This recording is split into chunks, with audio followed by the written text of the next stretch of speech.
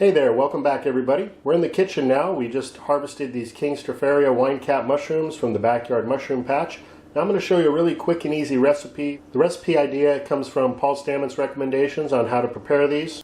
Now if you needed to store these before cooking, you can put them in the refrigerator in a brown paper sack, unsealed, leave the top open a little bit, and they should stay good for 2 to 3 days. Now unlike many other types of edible mushrooms, the wine caps don't fare very well with your typical butter and garlic sauté.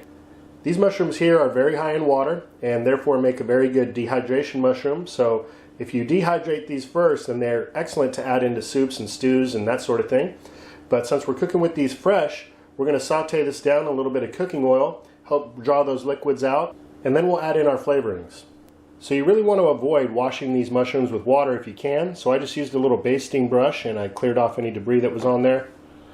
Now we're only going to be utilizing the caps of the mushroom, so the first step is to remove the stems. Alright, so now we're just left with the tops of the mushrooms, and the next step will be to just quickly slice these up.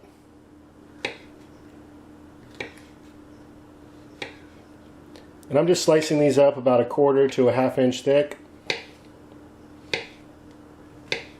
So I got my skillet heated up over medium heat, and I'm just going to add in a little bit of cooking oil. Going to add in the mushrooms.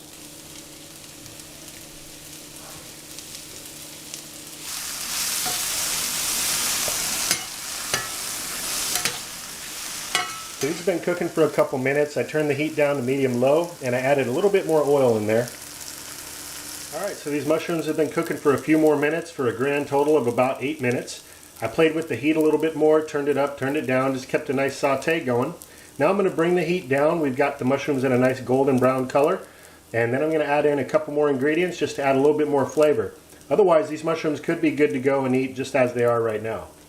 Alright, so now that the pan has cooled down a little bit, I've got some white wine here, and I'm just going to drizzle that in the pan.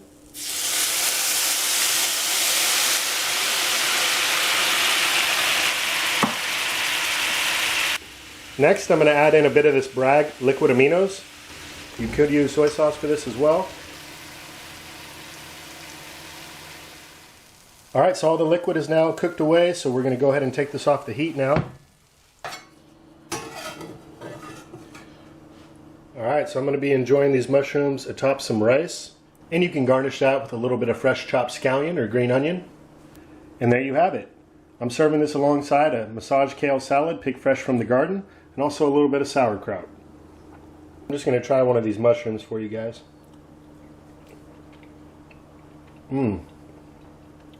That's delicious. It tastes exactly like what you probably heard about. Kind of like a potato, a little bit of nutty flavor to it, and the wine and amino acids really took it over the top.